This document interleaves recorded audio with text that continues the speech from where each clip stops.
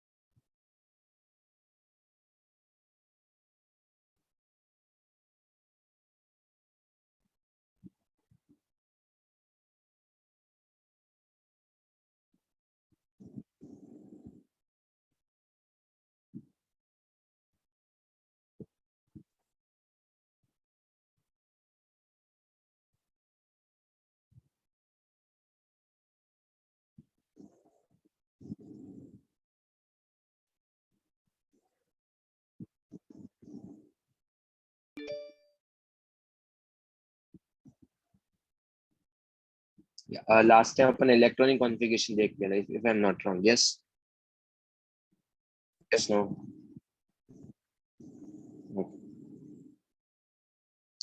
Now let's see for the 3D block elements. मतलब there are certain exception in the electronic configurations. There is no exception in S block and P block element, but there are lots of exception in electronic configuration in the D block element. मतलब जो expected था and जो actual electronic configuration आ रहा है उसके अंदर कुछ तो प्रॉब्लम है. जैसे अगर सपोज तुम क्रोमियम का जो है वो विदाउट एक्सेप्शन लिखते हैं, मतलब what will be the final electronic configuration chromium without exception, तो क्या होना चाहिए था? आर्गन. उसके बाद क्या इलेक्ट्रॉनिक कॉन्फ़िगरेशन होना चाहिए था उसमें? It's argon. अगर एक्सेप्शन नहीं होता तो क्या होता? आर्गन के बाद उसका पीरियड नंबर 4 है, तो कौन से ऑर्बिटल एग्जिस्ट करेंगे? ओके. ओके. ओके. उसका कॉन्फ़िगरेशन में क्या लिखता? It is the argon 4s2 3d4. But actual में इसका इलेक्ट्रॉनिक कॉन्फ़िगरेशन ये नहीं होता है। इसका इलेक्ट्रॉनिक कॉन्फ़िगरेशन क्या होता है? It is the argon, argon 4s1 3d। This is the final electronic configuration of argon. अब एक और चीज नोटिस करो, अगर एक चीज नोटिस करोगे तो लेट्स से अगर सपोज ये वाला पार्ट, तो इलेक्ट्रॉनिक कॉन्फ़िगरेशन जो एक्चुअल में डिफाइन होता है कि नेचर में वो पर्टिकुलर एलिमेंट कौन से कंपाउंड्स फॉर्म कर रहा है। या फिर लेट्स से अगर सपोज क्रोमियम है, तो क्रोमियम में जब मैंने नॉर्मल कॉन्फ़िगरेशन लिखा तो how much unpaired electron we are getting. अगर लेट्स से विदाउट एक्सेप्शन लिखता तो कितने अनपेयर इलेक्ट्रॉन आ रहे हैं उसके पास 4s2 3d4 में? 4। तो 4 अनपेयर इलेक्ट्रॉन आने चाहिए थे। और तुम एक्चुअल में एक्सपेरिमेंटली बेसिस पे यू कैन फाइंड आउट कि किसी भी पर्टिकुलर एलिमेंट के अंदर कितने अनपेयर इलेक्ट्रॉन हैं। Is the one criteria. तो 4 अनपेयर इलेक्ट्रॉन आने चाहिए थे नॉर्मल कॉन्फ़िगरेशन से, बट एक्चुअल में जब एक्सपेरिमेंटली देख रहे थे तो we are getting 6 unpaired electron. तो वहां से अपने पास क्या फंड आया, ये इसके पास कितने अनपेयर इलेक्ट्रॉन होंगे? 6। रीजनिंग क्या दे रहे हैं इसका, कि मतलब वो अपना स्टेबल इलेक्ट्रॉनिक कॉन्फ़िगरेशन गेन करने के लिए उसका जो एस वाला इलेक्ट्रॉन है वो डी में जंप कर रहा है। उसका जो एक एस में इलेक्ट्रॉन है वो क्या कर रहा है, डी में जंप कर रहा है और उसको ज्यादा स्टेबिलिटी मिल रहा है। बट एक्चुअल में जो ट्रेंड 3D ब्लॉक एलिमेंट में फॉलो हो रहा है वही 4D ब्लॉक एलिमेंट में फॉलो नहीं है। जो ट्रेंड 3D में फॉलो हो रहा है वही तुम्हारे पास 4D के अंदर फॉलो नहीं होता है। वही अगर तुम कॉपर का देखोगे तो कॉपर के अंदर भी सिमिलर काइंड ऑफ थिंग है। जो एक्सपेक्टेड था वो नहीं आके जो एक्सपेरिमेंटली कुछ और आता है उसका configuration it is 4s1 3d10। तो एक्चुअल में कौन सा इलेक्ट्रॉनिक कॉन्फ़िगरेशन एग्जिस्ट करेगा, we can't know, we don't know. ठीक है, एस और पी ब्लॉक में कोई एक्सेप्शन नहीं है। बट अगर सपोज तुम डी ब्लॉक के अंदर देखोगे तो वो मतलब डी ब्लॉक में एक्चुअली क्या आना चाहिए था, इसका 4s2 3d4। बट अगर मैं वैसे देखूंगा तो इसके 4 अनपेयर इलेक्ट्रॉन आ रहे थे। तो जो एक्सपेरिमेंटली डिटरमाइन किया तो we are getting 6 unpaired electron. इसका मतलब कुछ ना कुछ तो प्रॉब्लम है। तो वहां से we will get to know कि एक्चुअल में इसका जो इलेक्ट्रॉनिक कॉन्फ़िगरेशन है, इलेक्ट्रॉन जो एस में है वो क्या हो जाएगा, डी में जंप कर जाएगा। तो डी ब्लॉक का एक्चुअल इलेक्ट्रॉनिक कॉन्फ़िगरेशन जो है वो एक्सपेरिमेंटली बेसिस पे डिटरमाइन कर सकते हैं कि नेचर में उसके पास कितने अनपेयर इलेक्ट्रॉन है या फिर वो किस टाइप के कंपाउंड फॉर्मेशन कर रहा है। Based on that we will decide कि उसका इलेक्ट्रॉनिक कॉन्फ़िगरेशन क्या होगा। मतलब मोर और लेस तुमको इलेक्ट्रॉनिक कॉन्फ़िगरेशन याद रखना है। क्रोमियम का और कॉपर का रीजन क्या दे देते हैं कि क्रोमियम जो है तुम्हारे पास हाफ फिल्ड ऑर्बिटल फॉर्म करेगा। हाफ फिल्ड डी ऑर्बिटल से तो ज्यादा स्टेबिलिटी होगा। कॉपर के लिए क्या बोलेंगे, उसके पास फुल्ली फिल्ड डी ऑर्बिटल है, उसके कारण स्टेबिलिटी गेन करेगा। बट यार मैं तेरे को चीज बोल रहा हूँ वो सुन नहीं आता नहीं। I am just saying that, मैंने ये बोला ही नहीं कि प्रॉब्लम होगा ही नहीं होगा। नेचर में एक्सपेरिमेंट जब उन्होंने फाइंड आउट किया तो दे वर गेटिंग 6 एम्पीयर इलेक्ट्रॉन। मैंने ये थोड़ी बोला है कि ऐसे क्यों जंप किया, उसका रीजनिंग नहीं दिया है। मैं क्या बोल रहा हूँ, जब तुम एक्सपेरिमेंटली एक्सपेक्टेड तुमको यही था बट एक्सपेक्टेड से आंसर नहीं आ रहा था, एक्सपेरिमेंटली बेसिस पे 6 अनपेयर इलेक्ट्रॉन आ रहे थे। या फिर नेचर में जो कंपाउंड फॉर्म कर रहा था उसके बेसिस पे भी you can decide electronic configuration. तो मतलब जो अभी इलेक्ट्रॉनिक कॉन्फ़िगरेशन मैं लिखने वाला हूँ एक्सपेरिमेंटली बेसिस पे लिखने वाला हूँ। तो जो एक्चुअल है और जो एक्सपेरिमेंटल है उसमें डिफर आ रहा है। तो एक्चुअल में जो एक्चुअली एक्सपेक्टेड है वो थोड़ी लिखूंगा, जो एक्सपेरिमेंट बेसिस पे आ रहा है उसके बेसिस पे मैं फाइनल उसको एक्सेप्ट करूंगा। ओके, सबको ये वाला पार्ट क्लियर? तो अभी मैं 4D ब्लॉक के एलिमेंट्स के इलेक्ट्रॉनिक कॉन्फ़िगरेशन लिखूंगा तो उसके अंदर बहुत सारे ऐसे कॉन्फ़िगरेशन आएंगे जो एक्सपेक्टेड था वो नहीं आके कुछ डिफरेंट ही आ रहा है। तो वो इलेक्ट्रॉनिक कॉन्फ़िगरेशन अपने को लर्न करने हैं डायरेक्ट। इट्स नॉट लाइक कि सर ये ऐसा क्यों आ रहा है, ये ऐसा क्यों आ रहा है, नो। बिकॉज उसकी जस्टिफिकेशंस नहीं है। इस तरीके से यहाँ पे बोल देते हैं ना हाफ फिल और फुल्ली फिल, ऐसे जस्टिफिकेशंस वहां पर नहीं है। तो डायरेक्टली वो तुमको लर्न करना है कि कैसे डिसाइड कर रहे हैं अपन एक्सपेरिमेंटली बेसिस पे। तो पहले तो मुझे सब लोग ये ट्रियम का इलेक्ट्रॉनिक कॉन्फ़िगरेशन लिख के बताओ। ये ट्रियम 39 क्रिप्टॉन, उसके बाद बताओ।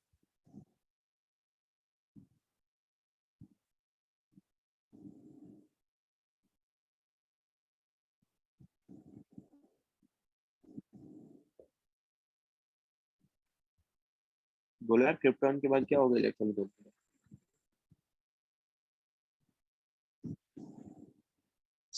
ओके, क्रिप्टॉन के बाद क्या आएगा? 5s। 5s2 3, 5s2 4d1। Zirconium का, what is the electronic configuration of zirconium?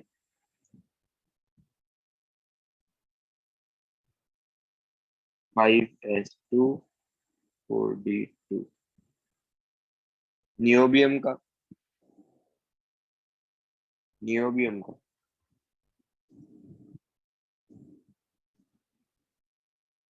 Niobium का आना क्या चाहिए था? 5s2 4d3। Yes, but actual में वो कॉन्फ़िगरेशन नहीं आके इसका कॉन्फ़िगरेशन होता है 5s1। एस में 1 हो गया है और यहाँ पे 3d3 नहीं हो गया, 3d। जो भी ग्रीन से लिख रहा हूँ एक्सेप्शन, ठीक है? क्यों आ रहा है उसका रीजनिंग दे चुका हूँ, क्योंकि एक्सपेरिमेंटली जो उसके रिजल्ट्स आ रहे थे, जो तुम्हारे पास और भी टर्म्स आ रहे थे, उसके बेसिस पे। So all these also exception also depend on the exchange energy. Yes बच्चे, exchange energy पे भी डिपेंड करते हैं, बट हर कॉन्फ़िगरेशन को exchange energy के बेसिस पे भी कमेंट नहीं कर सकता। बच्चे 1 ही तो लिखा है, 2 कहाँ लिखा है?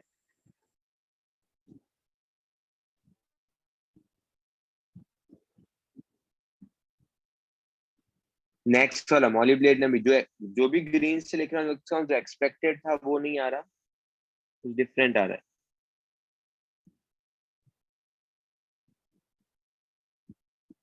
नेक्स्ट वाला टेक्नीशियम, जो एक्सपेक्टेड था जो एक्चुअल है, दोनों सेम। लिख के देख सकते हो तो।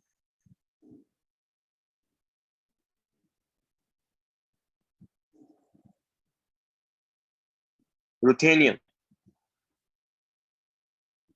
ध्रुव तेरे को एक चीज पहले ही बता रहा हूँ, तुम सुनते क्यों नहीं हो? जो इलेक्ट्रॉनिक कॉन्फ़िगरेशन डी ब्लॉक में लिख रहा हूँ, दीज आर द एक्सपेरिमेंटल। इनको लर्न करना है, इसका रीजनिंग मैं तुमको नहीं दे रहा हूँ। क्योंकि जो कंपाउंड नेचर में एग्जिस्ट कर रहे हैं, based on that we are deciding कि इनका एलिमेंट, इनका इलेक्ट्रॉनिक कॉन्फ़िगरेशन क्या होगा। जो रीजनिंग में यहाँ पे दे चुका हूँ, पर इलेक्ट्रॉन वाला एक फैक्टर, और भी फैक्टर होते हैं कि कंपाउंड कौन से एग्जिस्ट कर रहे हैं नेचर में। तो फिर से वही सेम चीज रिपीट मत करवाओ। आई am not giving any justification. अगर तुमको एग्जाम में कभी पूछे क्यों होता है, तो तुम एक्सचेंज एनर्जी वाला फैक्टर बोल सकते हो, और कोई उसका रीजनिंग नहीं है। बट एक्सचेंज एनर्जी भी सब पे अप्लाई नहीं होगा। क्रोमियम कॉपर में हाफ फिल्ड फुल्ली फिल्ड वाला कंसेप्ट चल जाता है, बट डी ब्लॉक में नियोबियम का ऐसा कॉन्फ़िगरेशन क्यों आ रहा है, इसका कोई रीजन नहीं है। हाँ, प्रॉपर एक्सपेरिमेंट, इवन प्रॉपर क्या, जो भी रिजल्ट्स तुम देखोगे नेचर में, जो एक्सेप्टेबल रिजल्ट्स है, इट्स नॉट लाइक कि तुमने कोई थ्योरी दे दिया उसके बेसिस पे तुमने। केमिस्ट्री में ऐसा कुछ भी नहीं है कि तुमने कोई थ्योरी दे दिया एंड उसका कोई जस्टिफिकेशन नहीं दिया। मैथ्स में क्या होता है, तुम्हारे पास 2+2 तुम 4 बोल देते हो, एक्सेप्ट कर लेते हो, उसका कहीं जस्टिफिकेशन थोड़ी है कैसा क्यों होता है। बट केमिस्ट्री में ऐसा नहीं है। केमिस्ट्री में अगर तुमने कोई चीज बोली है तो उसके बेसिस पे उसका एक्सपेरिमेंटली भी वो ट्रू आना चाहिए, तब कहीं जाके तुम कमेंट करोगे कि हाँ ये सही है। अगर तुम्हारा जो थ्योरेटिकल रिजल्ट है और जो एक्सपेरिमेंटल रिजल्ट है उसमें डिफर कर रहे हो, तो जो एक्सपेरिमेंटली रिजल्ट आएगा वो एक्सेप्टेबल होगा। मैथ्स में ऐसा कुछ भी नहीं होता, ये चीजें ध्यान रखो। क्लियर? ओके। उसके बाद अगेन, अगेन रुथेनियम में एक्सेप्शन है। एक्सेप्शन का मतलब यहाँ पे क्या होगा? 5s2 होना चाहिए था, बट 5s1 हो गया है, 4d7 हो गया है। नेक्स्ट, अगेन 5s1 है, 4d8 है। नेक्स्ट, 5s0 हो गया, 4d10 हो गया। अगर तुम नॉर्मल लिखते तो पैलेडियम पैरामैग्नेटिक आना चाहिए था, बट अभी कितना आ रहा है? वो डायमैग्नेटिक है। तो उसके बेसिस पे यू विल डिसाइड। अब पैरामैग्नेटिक और डायमैग्नेटिक डिसाइड कैसे करोगे? अगर तुमने उसको मैग्नेटिक फील्ड में रखा, अगर उसको रिपेल कर रहा है, मैग्नेटिक फील्ड में रिपल्शन हो रहा है, तो कौन सा होगा, पैरामैग्नेटिक या डायमैग्नेटिक?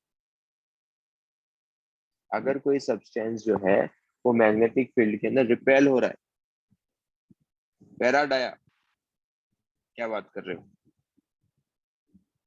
डायमैग्नेटिक बच्चे लोग क्या कर रहे हो? अगर कभी भी मैग्नेटिक फील्ड में कोई भी पर्टिकुलर सब्सटेंस रिपल्शन हो रहा है तो उसको वो क्या होगा तुम्हारे पास? That will be the diamagnetic. अगर अट्रैक्शन हो रहा है तो उसको क्या बोलेंगे? पैरामैग्नेटिक। याद रखो यार चीजें। नेक्स्ट क्रिप्टॉन, उसको तुम क्या लिख सकते हो? इसको तुम लिख सकते हो अगेन, जो एक्सपेक्टेड था वो नहीं आके 4s1 4d10। लास्ट वाला देखो, लास्ट वाले में कोई एक्सेप्शन नहीं है, 4s2। अगर तुम एक लॉजिकली चीज सोचोगे ना, यहाँ पे देखो, D2 के बाद D3 आना चाहिए था, नहीं आ रहा। D5 के बाद D6 आना चाहिए था, नहीं आ रहा। D8 के बाद D9 आना चाहिए था, नहीं आ रहा। तो उसको याद रखने का ट्रिक क्या है? तुम 4D ब्लॉक एलिमेंट में तुम्हारे पास 4D3, 4D6 और 4D9 एग्जिस्ट ही नहीं करता।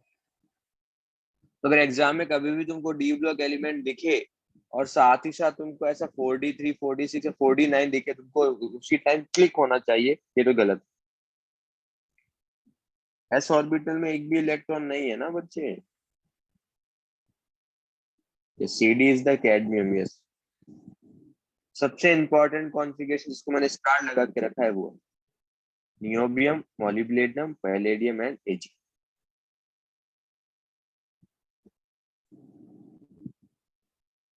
हाँ, ये जस्ट याद रखने का ट्रिक है। मल्टीपल ऑफ थ्री जो है वो एग्जिस्ट नहीं करते हैं 4D ब्लॉक में। जस्ट याद रखने का ट्रिक बता के रखा है बस।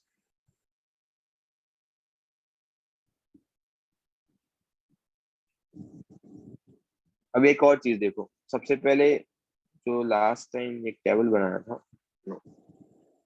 अब देखो, क्या क्रोमियम एक्सेप्शन था? Yes no? यस। क्या मॉलिब्डेनम भी एक्सेप्शन था? देखो, मॉलिब्डेनम भी एक्सेप्शन है क्या? देखो, मॉलिब्डेनम एक्सेप्शन है, देखो।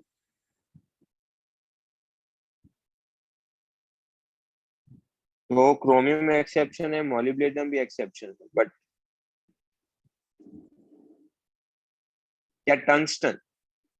ऐसा कुछ जरूरी नहीं है कि अगर क्रोमियम एक्सेप्शन है, मॉलिब्डेनम एक्सेप्शन है, तो तुम्हारे पास टंगस्टन भी तुम्हारे पास एक्सेप्शन होगा। ऐसा कोई नेसेसिटी नहीं है।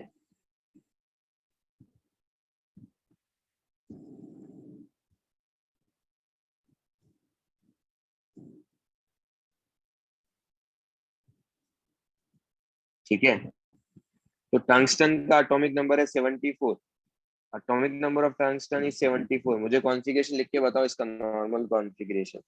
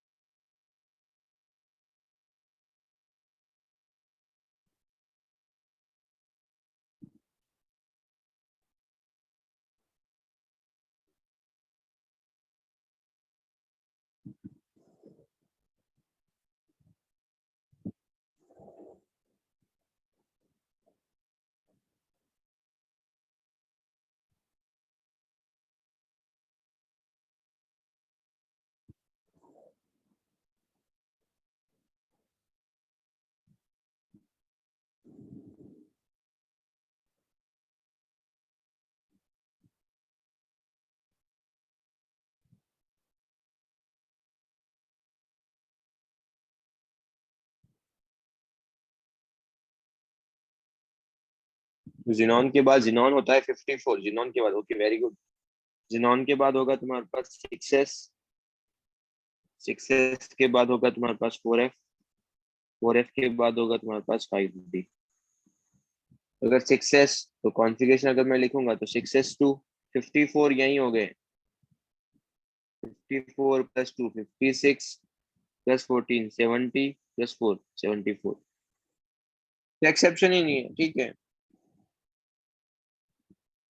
प्लेटिनम का लिखो, 4 और इलेक्ट्रॉन ऐड करने हैं। प्लेटिनम और टंगस्टन का लिख लिया तो प्लेटिनम का लिखना is not a big deal. तो क्या आना चाहिए था? 6s2 4f14 5d8। बट ये कॉन्फ़िगरेशन उसका नहीं आता। ये आना चाहिए था बट ये कॉन्फ़िगरेशन नहीं आता। एक्चुअल कॉन्फ़िगरेशन होता है इसका xenon, s का एक इलेक्ट्रॉन जंप कर जाता है, तो 6s1 4f14 5d9। अब देखो डी में, 3D में दो इलेक्ट्रॉन कॉन्फ़िगरेशन एक्सेप्शन है, 4D में 6 में इलेक्ट्रॉनिक कॉन्फ़िगरेशन में एक्सेप्शन है, और 5D में 2 ही। ये कुछ रिलेशंस भी नहीं है, ऐसा कुछ जरूरी नहीं है कि एक ही ग्रुप से बिना। अब जैसे क्रोमियम और मॉलिब्डेनम है बट टंगस्टन में नहीं, ऐसा कोई सीक्वेंस फॉलो नहीं हो रहा है। इसलिए जो हाफ फील्ड फुल्ली फील्ड वाला कंसेप्ट है वो क्रोमियम कॉपर में लग जाता है, बट बाकी एलिमेंट में तुम एक्सपेरिमेंटली बेसिस पे डिटरमाइन करते हो कि उसका इलेक्ट्रॉनिक कॉन्फ़िगरेशन क्या हो। तो सबसे बेस्ट क्या है, ये इलेक्ट्रॉनिक कॉन्फ़िगरेशन अपन याद कर लेंगे। एस और पी ब्लॉक का जिनके भी एक्सेप्शंस नहीं है वो अपने को लिखने आते हैं, जो लास्ट क्लास में सीख लिए हैं। बट जिसमें भी एक्सेप्शंस हैं तुम उसको इस तरीके से देख सकते हो। तो जिनॉन तुम सॉरी एयू तुम्हारे पास है, एयू का अगर तुमको कॉन्फ़िगरेशन लिखना है, ये भी एक्सेप्शन है, तो जो एक्चुअल आना चाहिए था वो नहीं आएगा, ये आ जाएगा 4s1 4f14 और 5d। 6s2 5d9 आना चाहिए था, बट 6s1 5d10 है। लैंथेनाइड का कॉन्फ़िगरेशन लिखो, लैंथेनाइड 57 कॉन्फ़िगरेशन लिखो। What is the electronic configuration 57 xenon के जस्ट बाद?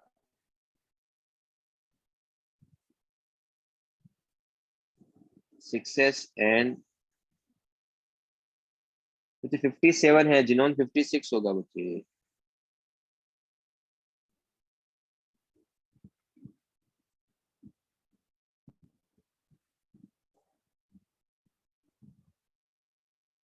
यस बच्चे, एयू में भी जंप होता है, इसीलिए उसका S6s1 5d10 लिखा। यहाँ पे अगर इलेक्ट्रॉनिक कॉन्फ़िगरेशन लिखोगे तो आएगा 6s2 4f1, बट एक्चुअल में कॉन्फ़िगरेशन क्या होता है इसका, एफ में नहीं फिलअप करके डी में फिलअप करते हैं।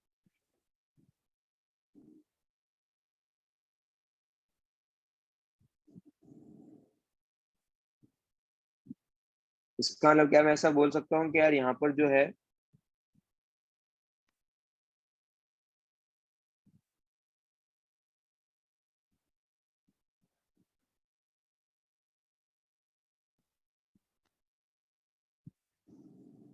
Not follow Aufbau rule, Aufbau rule को ही फॉलो नहीं कर रहा। और यही रीजन है कि लेंथेनाइड में लास्ट इलेक्ट्रॉन कहाँ आ रहा है, एफ में आ रहा है, डी में आ रहा है? लेंथेनम में लास्ट इलेक्ट्रॉन कहाँ आ रहा है, एफ में या डी में? इसीलिए lanthanum is not the part of, lanthanum is not the part of lanthanide series, क्योंकि lanthanide series में जो एलिमेंट है they are the F block element. पर lanthanum में जो लास्ट इलेक्ट्रॉन आ रहा है वो कहाँ आ रहा है, 5d में आ रहा है। तो क्या ये तुम्हारे पास साफ-बाव रूल फॉलो करेगा ना?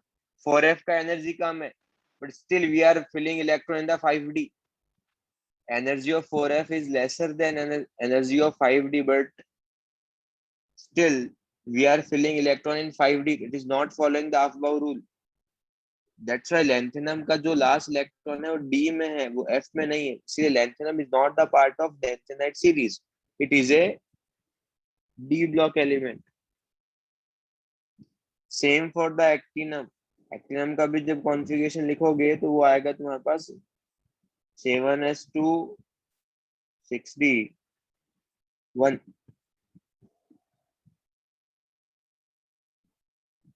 ये भी आफ्बाउ रूल फॉलो नहीं करेगा।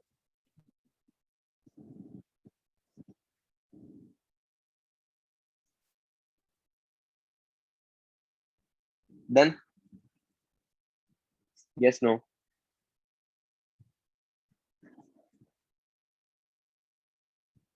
क्रोमियम एक्सेप्शन था क्या? क्या क्रोमियम एक्सेप्शन था, yes no? Yes, chromium exception था।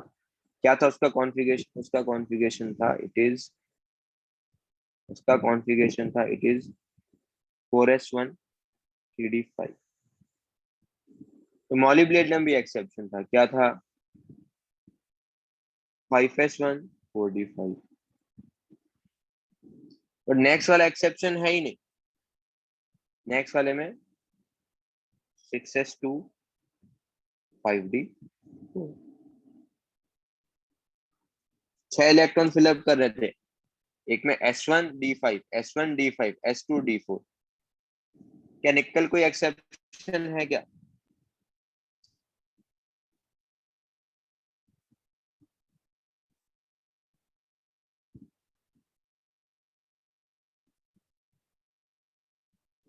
निकल, निकल एक्सेप्शन नहीं है।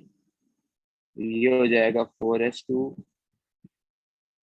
3d8। बट पैलेडियम है, 10 इलेक्ट्रॉन फिलअप करने हैं, S2D8। यहाँ पे 10 फिलअप करने के लिए देखो क्या था, 4d10। नेक्स्ट वाले में क्या था तुम्हारे पास? नेक्स्ट वाले में आ गया था 6s1 5d9। तीनों एक ही ग्रुप के एलिमेंट है, but they are not, they are following the different different electronic configuration. But they are following different different electronic configuration. एक है S2D8, एक है D10, एक है S1D9।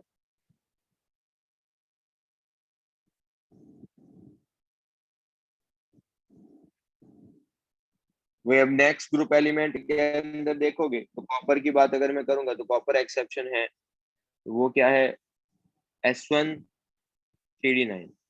तो नेक्स्ट वाला भी वही सिमिलर टाइप फॉलो कर रहा है, देखो S1 4d9। नेक्स्ट वाला भी फॉलो कर रहा है, तो 6s1 5d9। It's not necessary कि मतलब सारे एलिमेंट फॉलो करेंगे ही, और इट्स नॉट नेसेसरी कि सारे एलिमेंट फॉलो नहीं करेंगे। बट ये जो है, जो मैंने यहाँ पर लिख के रखे, these are the important ones, जो तुमको थोड़े से याद होने चाहिए।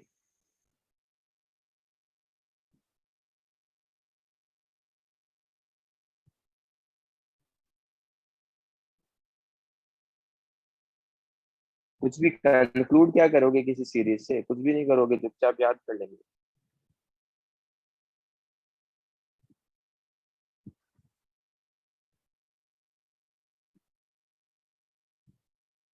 बच्चे एक्टिव वन में एस के बाद जी कहाँ से आएगा यार? यस यार, ये थोड़ी बताऊंगा। एस के बाद एफ आएगा ना, इतना बता तो चुका हूँ लेक्चर 2 3 में। कहाँ ध्यान रहता है?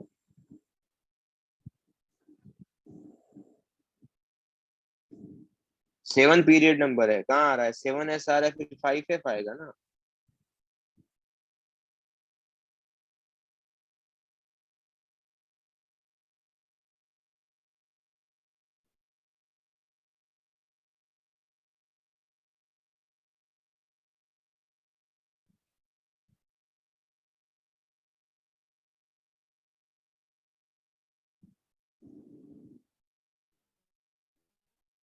क्या इलेक्ट्रॉनिक कॉन्फ़िगरेशन सबको क्लियर है?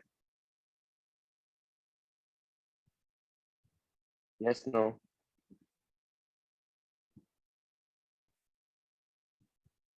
अब एक और चीज देखो, अब नेक्स्ट में तुमको पढ़ा रहा हूँ, that is the shielding effect और the screening effect. Shielding effect, screening effect, इसको रिप्रेजेंट करते हैं सिग्मा से। It is represented by sigma. और द इफेक्टिव न्यूक्लियर चार्ज, इसको रिप्रेजेंट करूंगा जेड इफेक्ट।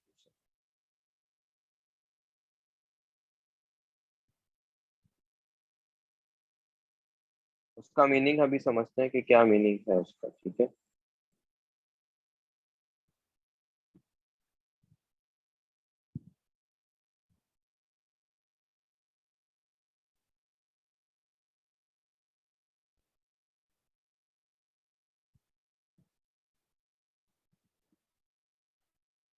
चलो, अब एक चीज ये देखो, ये लेट्स से तुम्हारा न्यूक्लियस है, ठीक है? तो 1s 2s 2p 3s 3p 3d 4s। अगर मैं एस की बात करूं, एस स्फेरिकल होगा, डी डम्बल शेप होगा, और एफ जो होगा, सॉरी डी जो होगा, sorry, S spherical, P dumbbell shape, D double dumbbell shape. तो कहां पर इलेक्ट्रॉन ज्यादा डिस्ट्रीब्यूटेड है? एस पी डी में कहां पर इलेक्ट्रॉन जो है ज्यादा डिस्ट्रीब्यूटेड है? कौन से ऑर्बिटल में? डी में ज्यादा डिस्ट्रीब्यूटेड। अगर ज्यादा डिस्ट्रीब्यूटेड है इलेक्ट्रॉन्स, तो उसका न्यूक्लियस से डिस्टेंस कम होगा या ज्यादा होगा? Distance of that particular orbital is more or less.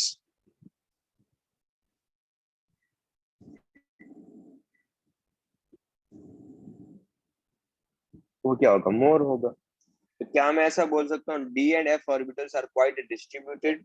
इसका मतलब उसका जो पेनिट्रेशन पावर होगा, पेनिट्रेशन पावर क्या है, कौन न्यूक्लियस के ज्यादा क्लोज है। पेनिट्रेशन पावर क्या है, न्यूक्लियस के which orbital is closer to nucleus. अगर डी और एफ ज्यादा डिस्ट्रीब्यूटेड है तो उसका न्यूक्लियस के डिस्टेंस भी क्या होगा, ज्यादा होगा। तो पेनिट्रेशन पावर किसकी ज्यादा होगी, एसपीडीएफ में से। एसपीडीएफ में से पेनिट्रेशन पावर किसका ज्यादा होगा, एस का ज्यादा होगा। बट तो इसको मैं ऐसे लिख सकता हूँ, S P D and F. But ये मैं किसके लिए बात कर रहा हूँ, ये मैं किसी पर्टिकुलर शेल के लिए बात कर रहा हूँ। मैं ऐसा नहीं बोलूंगा कि सर 2p और 3s में से सर 3s ज्यादा क्लोजर होगा, नो। अगर तुम किसी भी शेल की बात कर रहे हो, अगर लेट्स से शेल नंबर 3 है, if we have the shell number 3, तो शेल नंबर 3 में जितने भी ऑर्बिटल्स होंगे 3s 3p 3d में, उनको कंपेयर करो। तो 3s 3p 3d में से 3s will be more closer to nucleus as compare to 3p as compare to 3। ठीक है,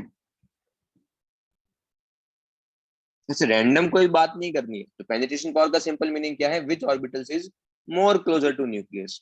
एसपीडीएफ में से S will be more closer to nucleus as compare to P as compare to T. But 2s 2p में सिर्फ तुम्हारे understanding के लिए diagram बनाया, जो ऑर्बिटल वाला डायग्राम बनाया तुम्हारे अंडरस्टैंडिंग के लिए, सो दैट तुम विजुलाइज कर पाओ।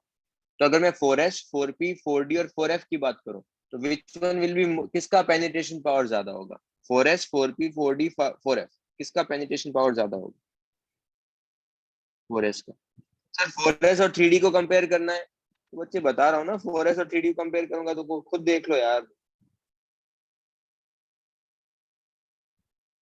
कंपेयर कर सकता हूँ ना 4s और 3d में से किसका पेनिट्रेशन पावर ज्यादा होगा, 4s और 3d में से।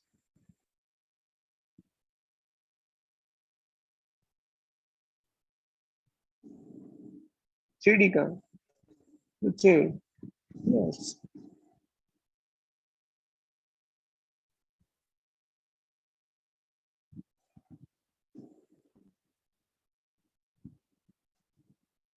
ये हो गया, मतलब इस तरीके से तुम कर सकते हो। अब एक और चीज ध्यान से सुनना, मैं जो डेफिनेशन बता रहा हूँ, ठीक है। क्या जो 3d में इलेक्ट्रॉन है, क्या वो 4s में एक electron, let's take example of potassium, let's take example of potassium. Potassium का कॉन्फ़िगरेशन आर्गन 4s1। कितने इलेक्ट्रॉन है पोटेशियम के पास टोटल, कितने इलेक्ट्रॉन होंगे पोटेशियम के पास टोटल, 19। पोटेशियम के पास इलेक्ट्रॉन्स कितने होंगे, 19। तो प्रोटॉन, हाँ प्रोटॉन भी कितने होंगे, प्रोटॉन भी कितने होंगे, 19।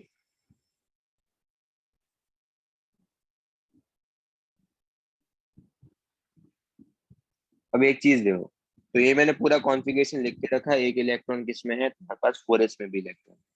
अब चीजें ध्यान से सुनना, जो चीजें बोल रहा हूँ।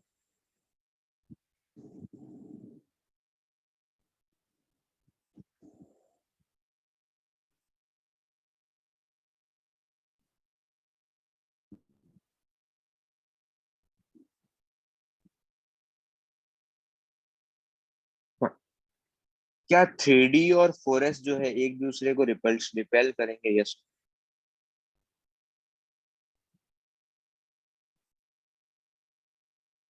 क्या 3d 4s को रिपेल करेगा, क्या 3d 4s को रिपेल करेगा, yes। क्या 4s का इलेक्ट्रॉन 3d को रिपेल करेगा, yes। क्या 4s का इलेक्ट्रॉन 3p को रिपेल करेगा,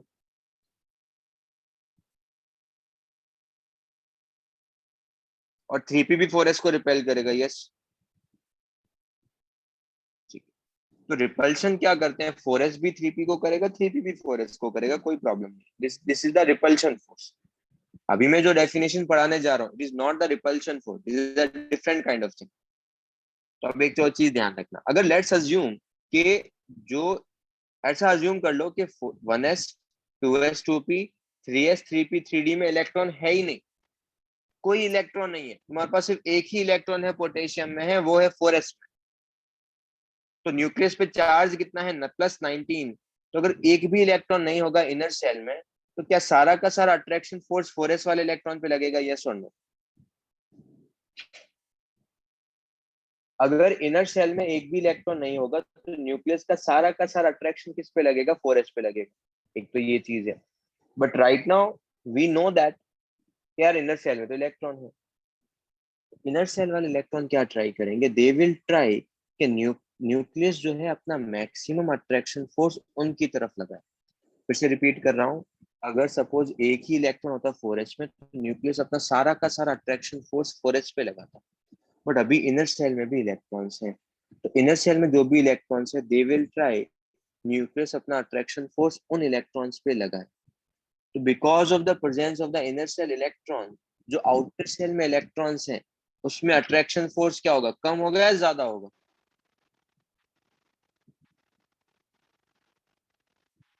न्यूक्लियस का अट्रैक्शन फोर्स क्या है, वो तो फिक्स है, उसके पास +19 है, वो +19 डिस्ट्रीब्यूट होगा। तो because of the presence of the inner shell electron, जो 4s पे एक्चुअल अट्रैक्शन फोर्स लगना चाहिए था वो अट्रैक्शन फोर्स नहीं लग के उससे कुछ लेस लगेगा।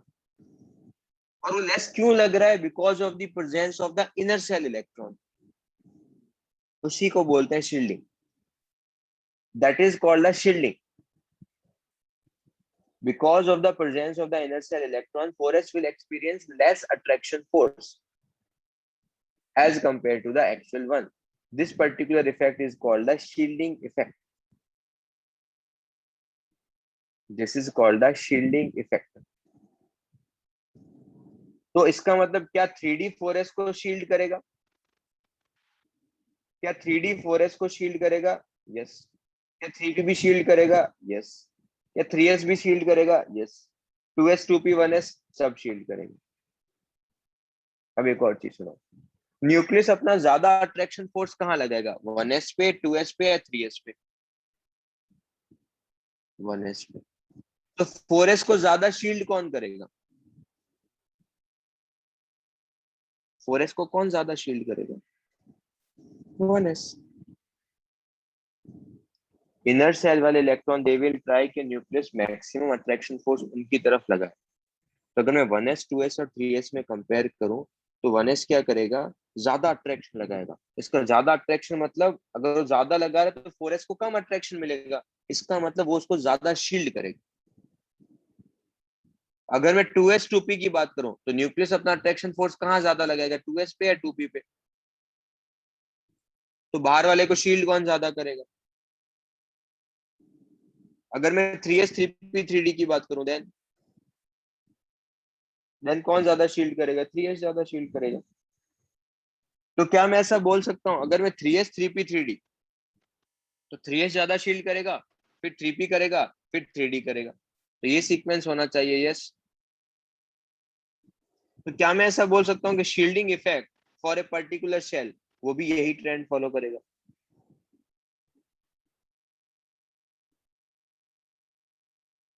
Yes no? यस।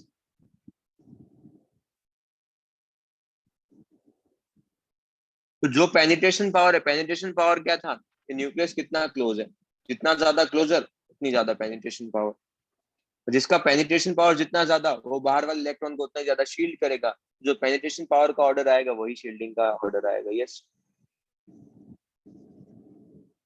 जो पेनिट्रेशन पावर का ऑर्डर आएगा वही शील्डिंग का ऑर्डर आएगा। That's it. तो क्या मैं ऐसा बोल सकता हूँ, D and F are poor shielders, D and F are poor shielders. ये बहुत इंपॉर्टेंट स्टेटमेंट है, मैं बहुत जगह आगे यूज करने वाला हूँ इस स्टेटमेंट का।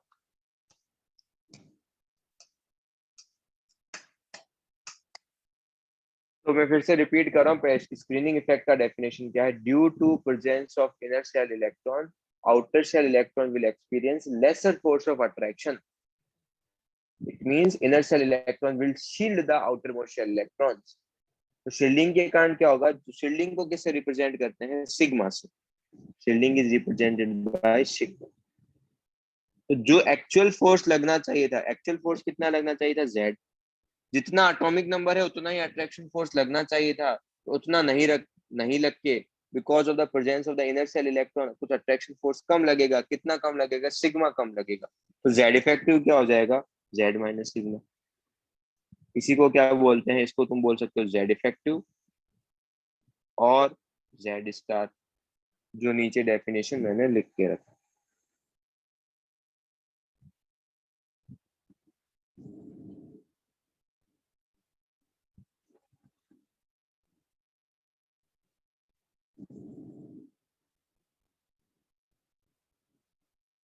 डन।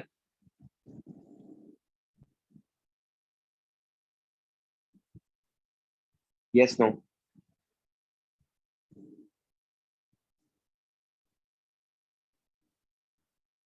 अब मैं तुमको एक चीज पूछ रहा हूँ, क्या थ्री डी फोरेस्ट को शील्ड करेगा? Yes no. क्या थ्री डी फोरेस्ट को शील्ड करेगा? Yes. क्या फोरेस्ट थ्री डी को शील्ड करेगा? शील्डिंग का डेफिनेशन क्लियर होना चाहिए। अगर डेफिनेशन क्लियर नहीं है तो प्रॉब्लम होगा, क्योंकि शील्डिंग का क्या बोला है, due to presence of inner shell electron, outer shell electron will experience lesser force of attraction. तो inner shell will they will try कि न्यूक्लियस अपना मैक्सिमम अट्रैक्शन फोर्स इनकी तरफ लगाए, उसके कारण आउटर शेल पे क्या होगा, कम अट्रैक्शन फोर्स लगेगा। तो उसकी शील्डिंग इनर वाला आउटर को करेगा क्या, आउटर वाला इनर को करेगा क्या ना? क्या, अब एक और चीज सुनो, क्या फोरेस्ट थ्री डी को रिपेल करेगा? क्या फोरेस्ट थ्री डी को रिपेल करेगा? यस। रिपल्शन फोर्स लगेंगे दोनों इलेक्ट्रॉन्स के बीच में, बट फोरेस्ट थ्री डी को शील्ड नहीं करेगा। तो बहुत सारी बुक में इसका डेफिनेशन गलत लिख के रखा है। वो बोलते हैं shielding is nothing but the repulsion force. Repulsion force है, रिपल्शन फोर्स है, बट इनर की प्रेजेंस के कारण आउटर पे लगेगा, आउटर का इनर पे कंसिडर नहीं करूँ। क्या थ्री एस थ्री पी को शील्ड करेगा? क्या थ्री एस थ्री पी को शील्ड करेगा? यस। क्या थ्री पी थ्री एस को शील्ड करेगा? ना। क्लियर बच्चे लोग, सबको शील्डिंग व डेफिनेशन।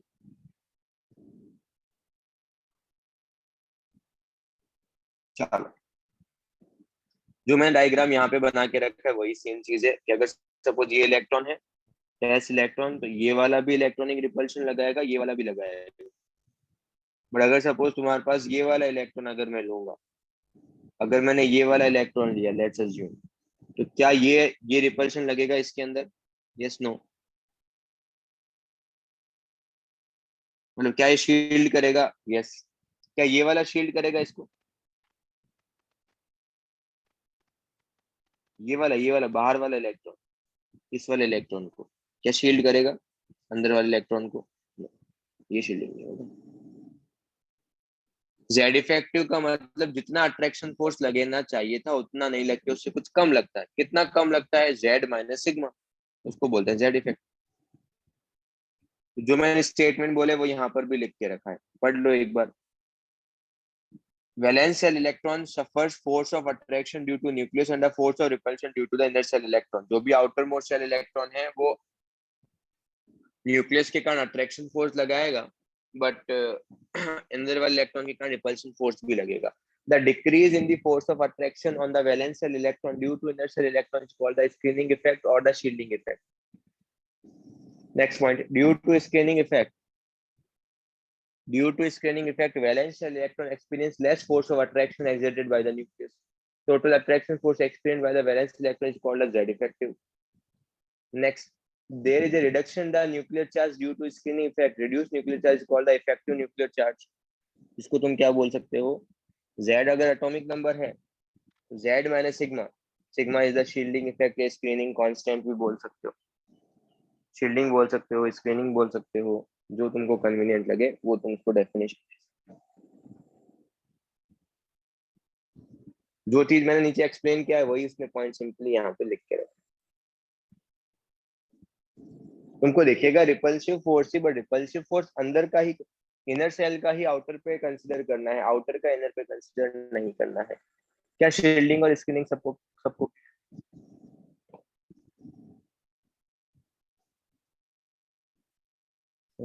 इसी के बेसिस पे एक थ्योरी डेवलप किया था स्लेटर से। स्लेटर ने कुछ रूल्स दिए थे, उन रूल्स को अपन डायरेक्टली याद कर लेंगे। सर कितना शील्ड करेगा? अगर मैं 1s की बात करूं, 2s की बात करूं, 3s की बात करूं, तो 4s को ज्यादा शील्ड कौन करेगा?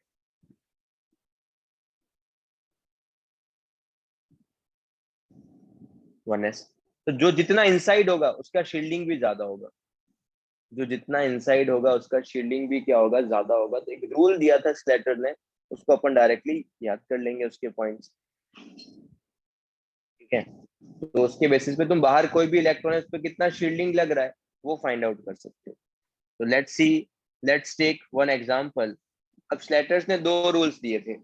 अगर जो तुम शील्डिंग निकाल रहे हो, या फिर जो वैलेंस इलेक्ट्रॉन है, या फिर जो टेस्ट इलेक्ट्रॉन है जिसपे तुम शील्डिंग फाइंड आउट कर रहे हो, अगर वो एस और पी में है तो उसके लिए अलग से रूल है, डी एंड एफ में तो उसके लिए अलग से रूल है। तो दो पार्ट में पढ़ेंगे स्लेटर्स रूल। वन, जब टेस्ट इलेक्ट्रॉन है वो एस और पी में है। वन, जब टेस्ट इलेक्ट्रॉन जो है वो डी और एफ में है। वन, जब टेस्ट इलेक्ट्रॉन एस और पी में है। टू, जब test electron D and F में है। ठीक है।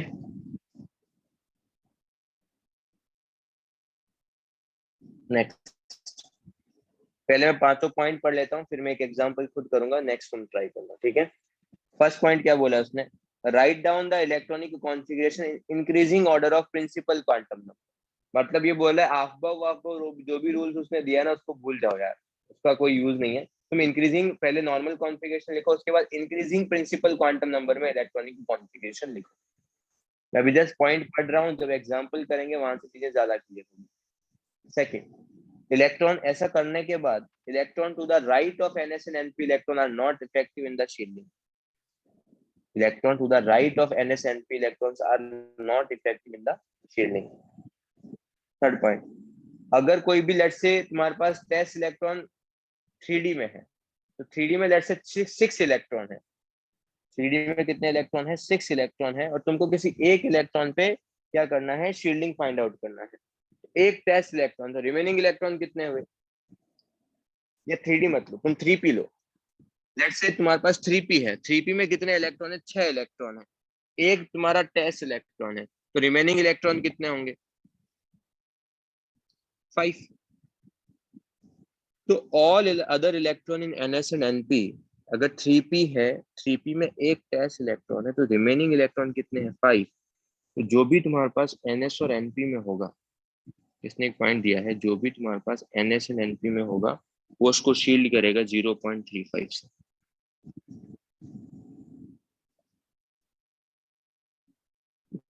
पॉइंट बोल रहा हूँ जस्ट, तनिष क्या समझाने उसके अंदर, जो उसने स्टेटमेंट दिए थे, जो रूल्स दिया था, मैं उस रूल्स को पढ़ रहा हूँ। इसके बाद उसने क्या बोला? जो भी n-1 में है वो उसको शील्ड करेगा 0.35 से, तो 0.85 से। और जो भी n-2 और उसके बाद जितने भी हैं वो उसको शील्ड करेंगे किससे? 1 से। एग्जाम्पल करते हैं, वहां से ज्यादा क्लियरिटी मिलेगी। एग्जाम्पल से तुमको ज्यादा क्लियरिटी मिलेगा।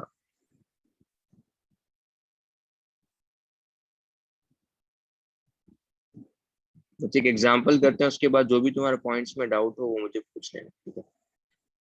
एफई का कॉन्फ़िगरेशन सबको ये समझ में आता है, 1s2 2s2 2p6 3s2 3p6 4s2 3d6, yes. अभी हाफ बाउ के बेसिस पे अपन कर रहे हैं, ठीक है। हाफ बाउ का जो भी रूल्स था उसके बेसिस पे उसने फर्स्ट पॉइंट क्या बोला है? Right down the electronic configuration in increasing order of principal quantum number. जो भी तुम्हारा प्रिंसिपल क्वांटम नंबर है उसके इंक्रीजिंग ऑर्डर में क्या करना है? तुमको इलेक्ट्रॉनिक कॉन्फ़िगरेशन लिखना है। इसका मतलब तुम ये लिखोगे 1s2 2s2 2p6 3s2 3p6 3d6 4s2, yes. 4s को पहले नहीं लेके बाद में लिखना है, उसने बोला इंक्रीजिंग प्रिंसिपल क्वांटम नंबर होना चाहिए।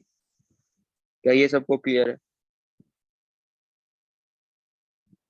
उसके बाद मैं क्या बोल रहा हूँ, तुम ऐसे ग्रुप बना लो, जिसका भी एस और पी है उसका ऐसे ग्रुप में ऐसे बॉक्स में लिख लो। 3s 3p 3d है, तो 3s और 3p को साथ में लिखो, 3d को अलग से लिखो, और फिर 4s को अलग से। एस और पी का साथ में बनाना है, डी और एफ का साथ में बनाना है, क्योंकि D and F are the poor shielders. यहाँ पे कुछ फर्क नहीं पड़ेगा, बट जब test electron D and F होगा तो वहां पे उसका इफेक्ट होगा। फिर से रिपीट कर रहा हूँ, जो भी इलेक्ट्रॉनिक कॉन्फ़िगरेशन है उसको इंक्रीजिंग प्रिंसिपल क्वांटम नंबर में लिखो, एंड जो भी पर्टिकुलर शेल है उसमें एस और पी को साथ में लिखो, डी एंड एफ को अलग से लिखो। डी एंड एफ पुअर शील्डर्स होते हैं, इसमें कुछ फर्क नहीं पड़ेगा, बट जो भी नेक्स्ट वाला होगा उसमें उसका इफेक्ट पड़ेगा। क्लियर बच्चे लोग ये वाला पॉइंट? क्या फर्स्ट 2 पॉइंट्स क्लियर? अब तुम्हारा टेस्ट इलेक्ट्रॉन कहां पर है? टेस्ट इलेक्ट्रॉन का शेल नंबर क्या है? टेस्ट इलेक्ट्रॉन का शेल नंबर क्या है? 4। तो जो 3 है, जो 3D होगा, क्या 3D को मैं n-1 बोल सकता हूँ? इसको भी क्या मैं n-1 बोल सकता हूँ? जो 2s वाले हैं, क्या उसको मैं n-2 बोल सकता हूँ? जो 1s उसको मैं n-3 बोल सकता हूँ? जो भी टेस्ट इलेक्ट्रॉन है उसको n देना है, उससे पहले वाले को n-1, n-1, n-2, n-2, n-3 जो भी देना है वो दे। क्या ये वाले पॉइंट सबको क्लियर? अब तुमको चीजें समझ में आनी स्टार्ट होगी। तो तुमको शील्डिंग फाइंड आउट करना है 4s पे। क्या 4s के राइट में कोई इलेक्ट्रॉन है? क्या 4s के राइट हैंड साइड में कोई इलेक्ट्रॉन है? अगर होता तो उसको शील्ड नहीं करता। जो भी उसके राइट में होंगे वो उसको शील्ड नहीं करेंगे। तो पॉइंट 2 यहां से क्लियर होगा। पॉइंट 2 अब पढ़ो। इलेक्ट्रॉन टू द, मतलब कॉन्फ़िगरेशन लिखो, बॉक्स ऐसे ग्रुप्स बनाओ। उसके बाद electron to the right of NS and NP electron are not effective in the shielding of NS and NP electron. तो सेकंड पॉइंट हो गया। थर्ड पॉइंट, ऑल, एक तुम्हारा टेस्ट इलेक्ट्रॉन है। 4s में टोटल इलेक्ट्रॉन कितने हैं? 4s में टोटल इलेक्ट्रॉन्स कितने हैं? 2। एक तुम्हारा टेस्ट इलेक्ट्रॉन है जिसपे तुमको शील्डिंग फाइंड आउट करनी है। तो रिमेनिंग इलेक्ट्रॉन कितने बचे 4s में? 1। तो वो उसको कितने से शील्ड करेगा? थर्ड पॉइंट पढ़ो। All other electron in ns and np group contribute to the extent of 0.35 each of the screening constant. तो 4s में रिमेनिंग इलेक्ट्रॉन कितने हैं? 1। वो उसको कितने से शील्ड करेगा? 0.35 से। प्लस, बच्चे n-1 में कितने इलेक्ट्रॉन है टोटल? n-1 में कितने इलेक्ट्रॉन है टोटल? 2 + 6 + 6। कितने से शील्ड करेंगे? देखो n-1, n-1 कितने से शील्ड करेगा? n-1 कितने से शील्ड करेगा?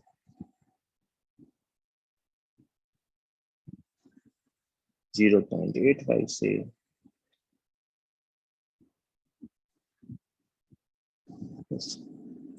बच्चे n-2 और n-3 में कितने इलेक्ट्रॉन है?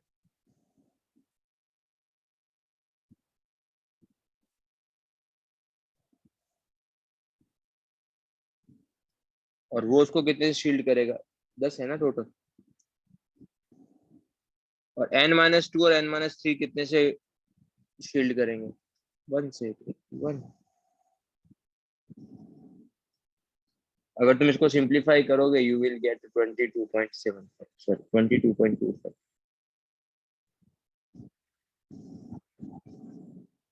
तो सिग्मा आएगा, जेड स्टार जो आएगा वो आएगा, Fe का एटॉमिक नंबर कितना था? 26।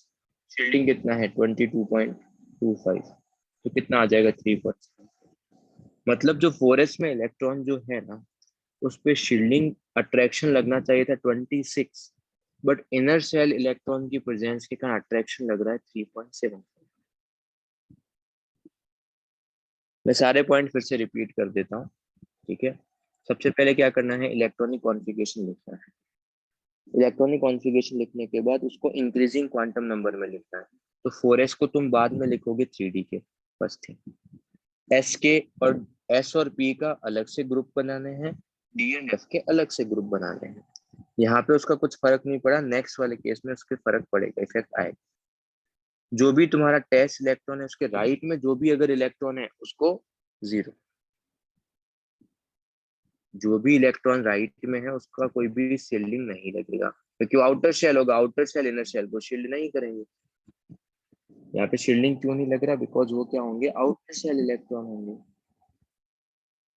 अगर टेस्ट इलेक्ट्रॉन तुम्हारा 4s में है तो उसके आउटर शेल में जो भी इलेक्ट्रॉन होंगे तो वो उसको शील्ड नहीं करेंगे। उसके बाद उसने क्या बोला है, अगर जिस भी शेल में तुम शील्डिंग निकाल रहे हो उसमें एक टेस्ट इलेक्ट्रॉन होगा, जितने रिमेनिंग होंगे वो उसको 0.35 से शील्ड करेंगे। Third point, all other electron in NS and NP groups contribute to the extent of 0.35 each of the screening constant। अगर वहां पे 5 इलेक्ट्रॉन होते, टोटल इलेक्ट्रॉन 5 है, एक टेस्ट इलेक्ट्रॉन होता और बाकी 4 उसको 0.35 से शील्ड करते, तो तुम लिखते 4 × 0.35। जो भी n-1 में है वो उसको 0.85 से शील्ड करेंगे। जो भी n-2, n-3, n-4, n-5 जितने भी रिमेनिंग इलेक्ट्रॉन है सारे के सारे शील्ड करेंगे 1 से। क्या अब बताओ, अब रूल क्लियर है सबको? यस ना?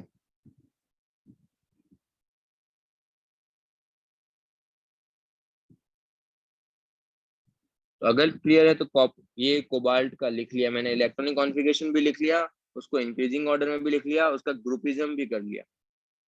मैं नंबरिंग भी दे देता हूँ। टेस्ट इलेक्ट्रॉन मेरा अभी भी ऐसी है, तो ये n=4, तो इसको तुम लिख सकते हो n-1, इसको तुम लिख सकते हो n-1, इसको लिख सकते हो n-2, इसको लिख सकते हो n-3।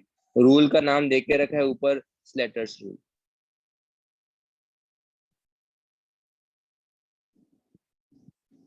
मेरे को कोबाल्ट में 4s में बताओ क्या होगा।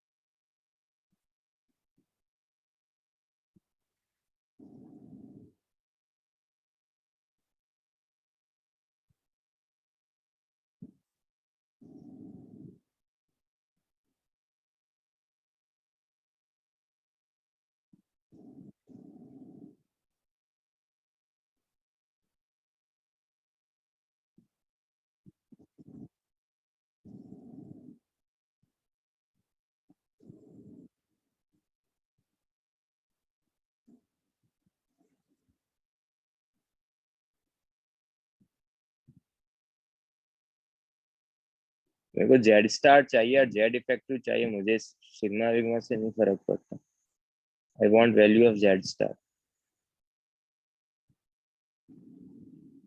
ओके बच्चे लोग, वेरी गुड। तो एन में कितने इलेक्ट्रॉन है? एन में जो रिमेनिंग इलेक्ट्रॉन है वो कितने हैं? 1। रिमेनिंग इलेक्ट्रॉन कितना है तुम्हारे पास? 1। तुम उसको क्या लिखोगे? 1 × 0.35 प्लस n-1 में कितने हैं? n-1 में इस बार इलेक्ट्रॉन हो जाएंगे 2 + 6 + अरे यार,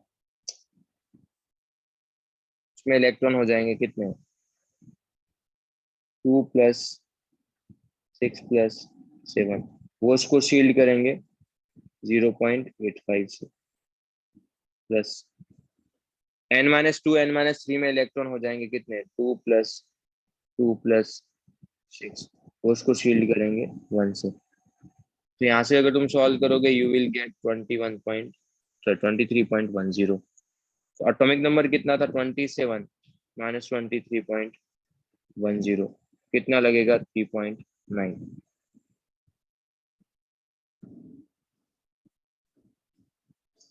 Fe के लास्ट इलेक्ट्रॉन पे लग रहा था 3.75 और कोबाल्ट पे लग रहा था 3.9। चलिए देखो, कैलकुलेशन मेरा मेन कंसर्न नहीं है, यहाँ से कुछ रिजल्ट्स आएंगे उसका मैं आगे यूज करने वाला हूँ, तो इसीलिए मैं सारी कैलकुलेशन करवा रहा हूँ। तो अगर मैं डी ब्लॉक एलिमेंट की बात करूंगा, अगर तुम Fe से कोबाल्ट की तरफ मूव कर रहे हो तो बच्चे तूने गलत किया है तनिष। अगर तेरा 23.45 आ रहा है तो तूने गलत किया है, क्योंकि तूने यहाँ पे 2 × 0.35 कर लिया होगा। 2 नहीं करके 1 करना है उसको, 1 इंटू 0.35 करना है। क्योंकि 2 इलेक्ट्रॉन है तो एक तो तेरा टेस्ट इलेक्ट्रॉन होगा, वो खुद को थोड़ी शील्ड करेगा। क्या वो खुद को शील्ड करेगा क्या? तो अगर डी ब्लॉक एलिमेंट में तुम Fe है, Fe से कोबाल्ट की तरफ मूव करोगे तो जो एटॉमिक नंबर है वो कितने से इंक्रीज होगा? एटॉमिक नंबर कितने से इंक्रीज होगा? 1 से। पर जेड इफेक्टिव कितने से इंक्रीज होगा? देखो, उसका कितना था? 3.75 था, ये कितना है? 3.9। जेड इफेक्टिव Fe में था 3.75, यहाँ पर कितना है? 3.9। तो 0.25 कैसे करेगा? सब्ट्रैक्शन नहीं आता क्या तुमको?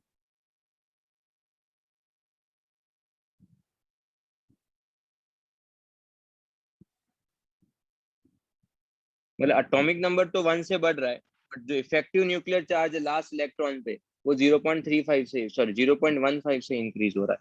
रिजल्ट इंपॉर्टेंट है, इसका यूज करने वाला हूँ मैं बाद में। कैलकुलेशन तुम भूल जाओ, फर्क नहीं पड़ता मुझे।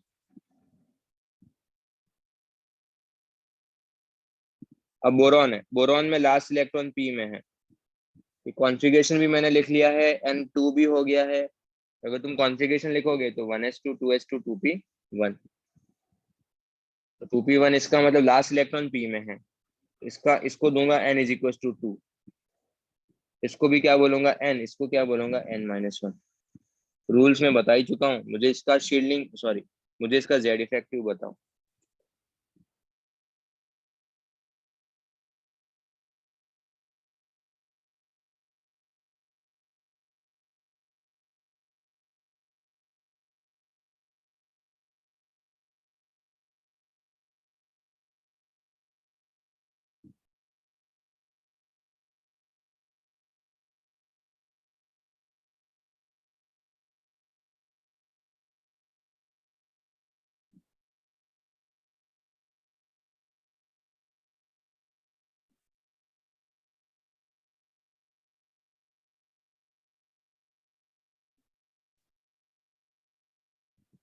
To point six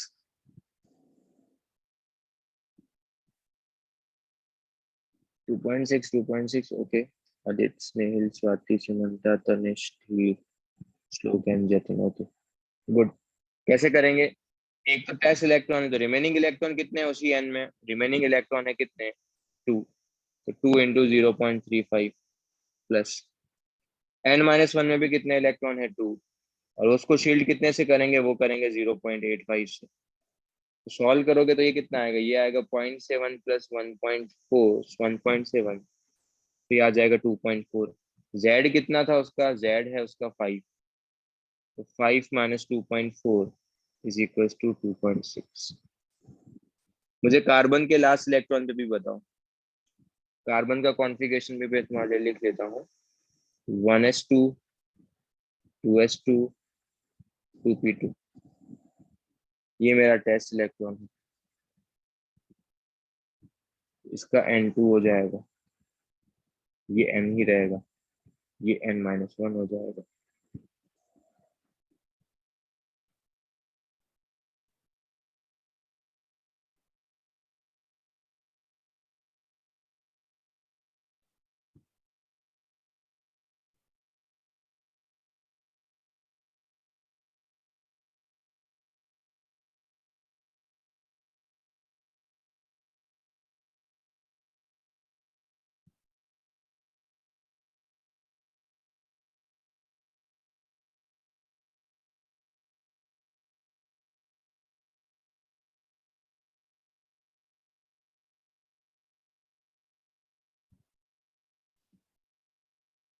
3.25, yes 3.25।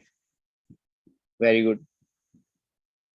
कितना आएगा? यहाँ पे 2 इलेक्ट्रॉन है, सॉरी 3 इलेक्ट्रॉन रिमेनिंग है, तो 3 into 0.35 plus 2 into 0.85।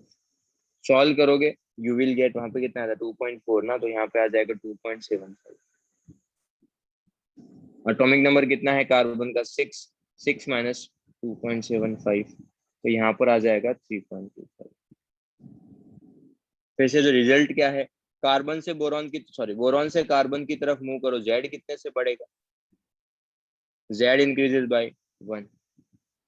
But Z effective कितने से बढ़ रहा है बताना? वहां पे 2.6 था, यहाँ पे 3.25 है। जेड इफेक्टिव लास्ट इलेक्ट्रॉन पे, जेड इफेक्टिव लास्ट इलेक्ट्रॉन पे। Okay very good.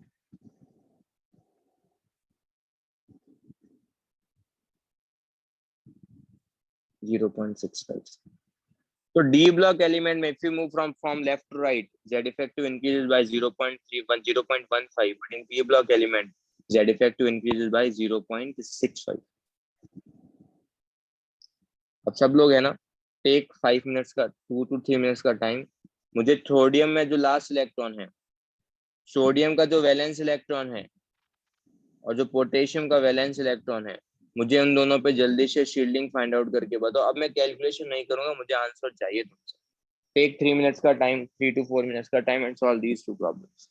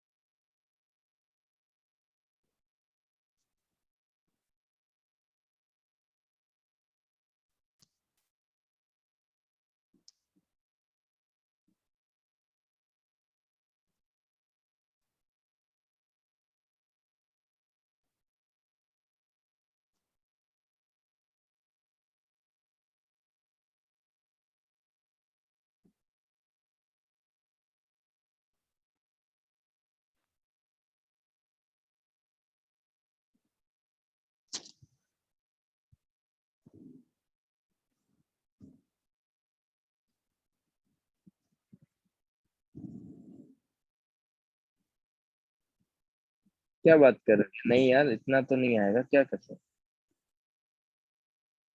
गलत क्यों आ रहा है? 0.5 कैसे आएगा? 1s2 2s2 2p6 3s1। जी तुमने सब्ट्रैक्शन, एक तुम्हारा सही है, एक गलत है। 6.65 कैसे आएगा? ये शख्सियत सही है। क्या कर रहे हो यार? सिंपल से रूल्स बताए, फॉलो करना उसको। 12.2 कैसे आएगा? एटॉमिक नंबर पोटेशियम का 19 होता है। तो क्या करने लग गए हो? सिंपल से रूल हैं, 3-4 प्रॉब्लम्स करवा लिए फिर भी गलत कर रहे हो।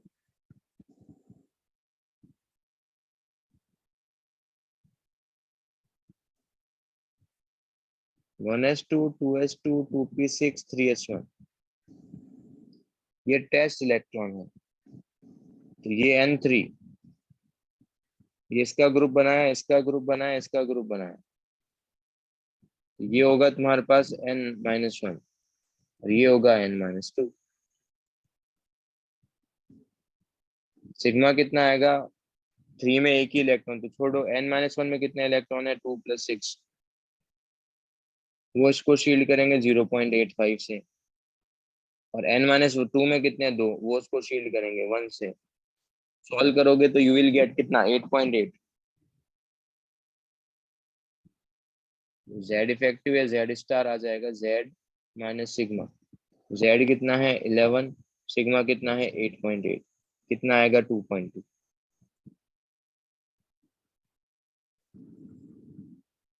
अगर तुम पोटेशियम के लिए भी करोगे ना, तो पोटेशियम के लिए भी you will get the same answer. If you do for the potassium ना, you will get the same answer. करके देख लेना।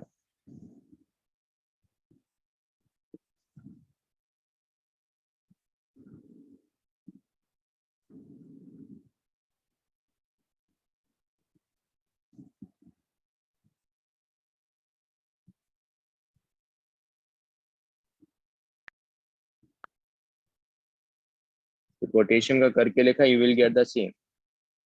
इसका मतलब जेड इफेक्टिव क्या रहेगा? ऑलमोस्ट कांस्टेंट रहेगा। If you move from the sodium to potassium, कभी कभी वेरी कर जाता है, बट अदरवाइज वो ऑलमोस्ट कांस्टेंट रहता है। कब वेरी करेगा वो बाद में देखेंगे।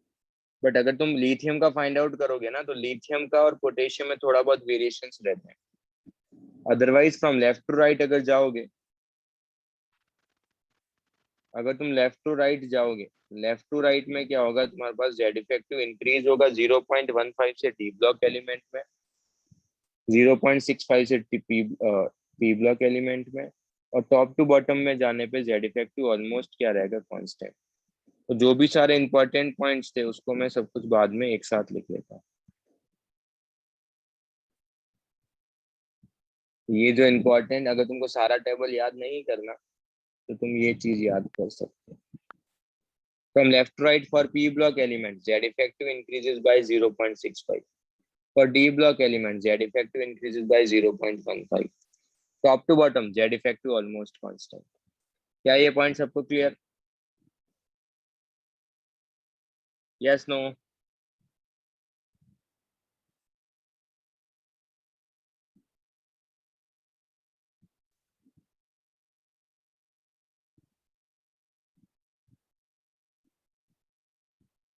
अब वैसे ही तुम फाइंड आउट कर सकते हो।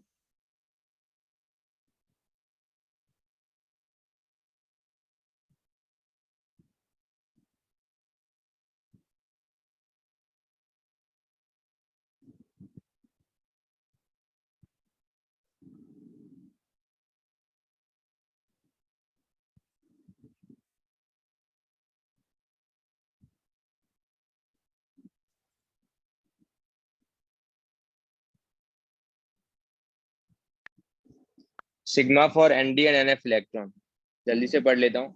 Right down the electronic configuration in the increasing order of principal quantum number. First point same है। Second, electron to the right of the ND and NF electron are not effective in the shielding of ND and NF electron. Second point, all other electron in ND and NF group contribute to 0.35। जो भी अगर कोई ND में electron, let's say D में electron 6 है, एक test electron है, बाकी जितने भी 5 रिमेनिंग इलेक्ट्रॉन होंगे ना, वो उसको शील्ड करेंगे 0.35। उसके अलावा जितने भी इलेक्ट्रॉन है S में, D में, सारे 1 से। पहले पॉइंट समझते हैं।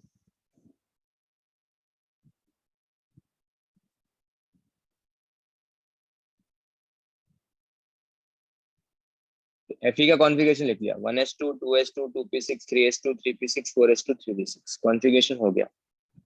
बट इंक्रीजिंग ऑर्डर में लिखा, s और p के ग्रुप बनाया, d का अलग से ग्रुप बनाया। इस बार टेस्ट इलेक्ट्रॉन कहाँ पर है? d में।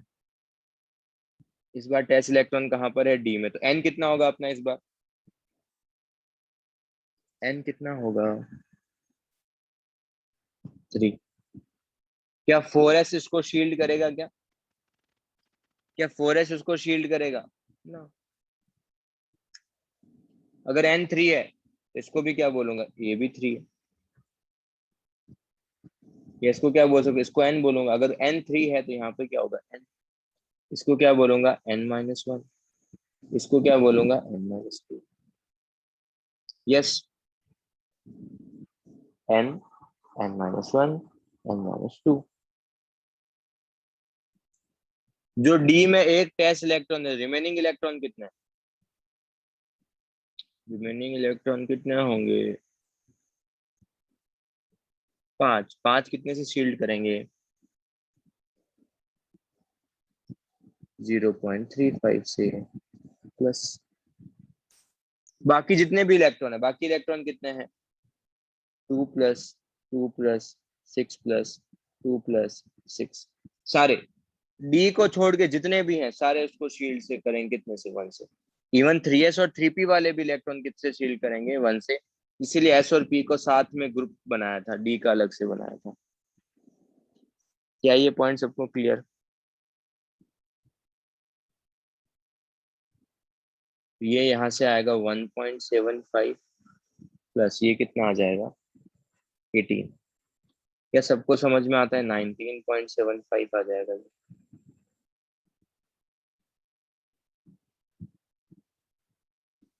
तो 26 माइनस 19.75 कितना हो गया? क्या 6.25 हो जाएगा?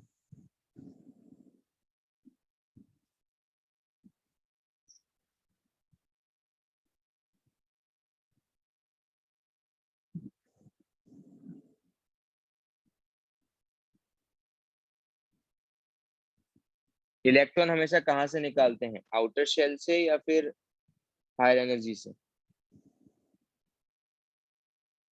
Removal of electron always from the outer shell. मैंने बोला था पहले एटॉमिक में, इसका रीजन बताऊंगा किस में। इसका रीजन डिस्कस करेंगे डी ब्लॉक में। अब ध्यान से सुनो।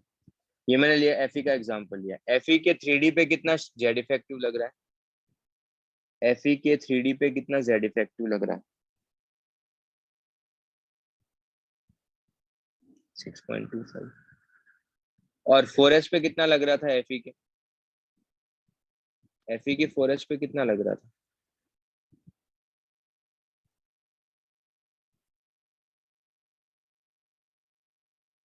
3.75। तो जेड इफेक्टिव कहाँ पे ज्यादा लग रहा है? 3D पे या 4s पे?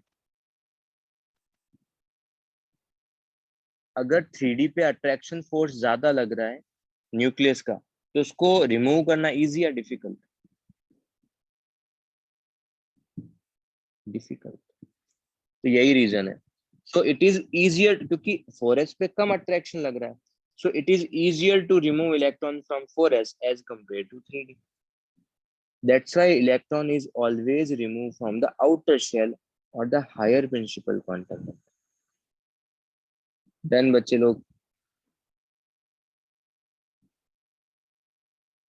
मैंने उनको बोला था जो भी मैंने स्टेटमेंट बोले हैं कि ये उस चैप्टर में पढ़ाऊंगा तो वो उस चैप्टर में आएगा।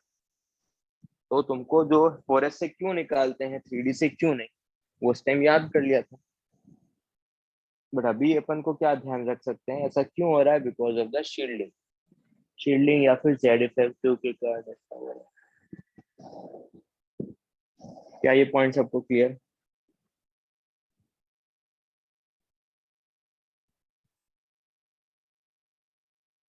क्वांटम नंबर्स क्यों गिवन होंगे? अच्छा, 4s को पहले लिखते हैं 3D को बाद में, उसका रीजन तो अफबाउ ने दिया था ना यार। इलेक्ट्रॉन फिलअप करते टाइम पहले 4s में करूंगा, 3D में बाद में करूंगा। निकालते टाइम 3D से पहले निकालना था, बट ऐसा नहीं करते हैं।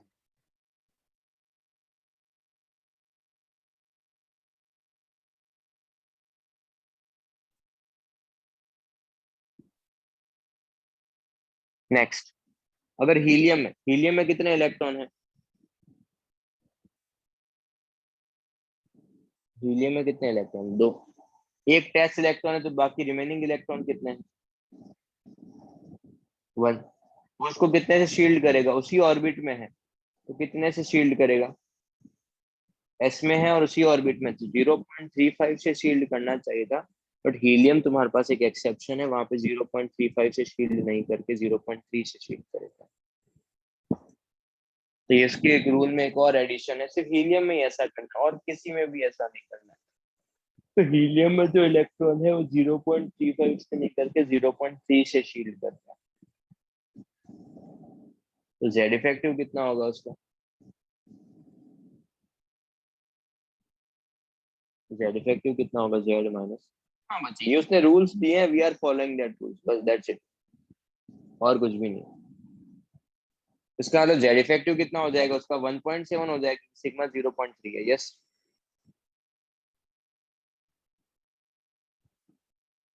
ओके। अब और बताओ एक चीज, बच्चे उसने रीजनिंग उसने कुछ दिया होगा, अपन रूल फॉलो कर रहे हैं Snehil, we are just following the rule जो उसने स्टेटमेंट दिए हैं। अपने को उससे फर्क नहीं पड़ता, मुझे रिजल्ट से फर्क पड़ता है। दो रिजल्ट इंपॉर्टेंट थे, एक तो मैंने यहाँ बॉक्स में लिखा है ये रिजल्ट, इसका मैं यूज करने वाला हूँ, और एक मैंने ये रिजल्ट लिखवाया कि हमेशा इलेक्ट्रॉन जो रिमूव करेंगे आउटर शेल से रिमूव करेंगे, बस। दीज आर द रिजल्ट जो मुझे उसके बेसिस पे मैं कमेंट कर सकता हूँ, ठीक है। अगर मैं हाइड्रोजन की बात करूं तो हाइड्रोजन में कितना शील्डिंग लगेगा? बोलो यार, हाइड्रोजन में शील्डिंग कितना लगेगा? जीरो, क्योंकि इलेक्ट्रॉन ही एक है, उसको कोई शील्ड ही नहीं करेगा। हाइड्रोजन में इलेक्ट्रॉन ही एक है, उसको कोई शील्ड ही नहीं करेगा। तो फॉर हाइड्रोजन सिग्मा कितना होता है? जीरो। जेड इफेक्टिव कितना होगा? One.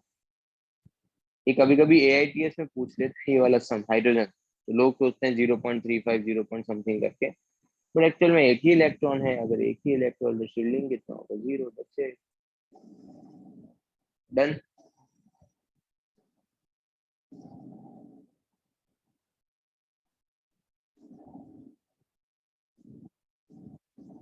Tomorrow we have another lecture, yes. ठीक है, आज का लेक्चर यहीं पे फिनिश। बच्चे यार, टू में से 1.0.3 सब्ट्रैक्ट करेगा तो 1.7 आएगा ना।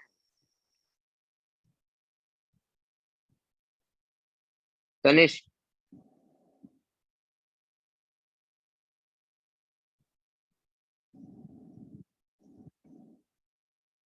तो नहीं तो कैसे करेगा? एक टेस्ट इलेक्ट्रॉन है और एक रिमेनिंग इलेक्ट्रॉन है। रिमेनिंग 0.35 से करना चाहिए था, बट वो बोला कि 0.35 से मत करके 0.3 से करो, 0.3 से कर दिया। हाँ तो बोले सेम ऑर्बिट में होगा तो यार क्या कर रहा है यार, सेम ऑर्बिट वाले में करते हैं ना यार। कहाँ ध्यान रहता है तनिष, पूरी रामायण खत्म होगी, पूछ रहा है सीता कौन। अभी एनएस में इलेक्ट्रॉन देखना, एनएस में जो रिमेनिंग इलेक्ट्रॉन है वो भी तो उसको 0.35 से शील्ड करते हैं ना तनिष। करता है नहीं करता है? हाँ, तो वो बोला आप 0.35 से नहीं करके 0.3 से करवाओ, तो 0.3 से करवा दिया अपने को, क्या।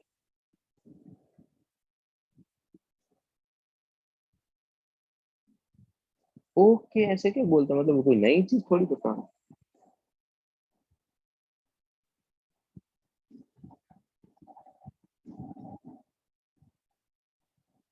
तो लिटरली तू कभी कभी ऐसे करता है, तो सच में ये फैक्ट है, मतलब ये एक हमारे साइड कहावत है।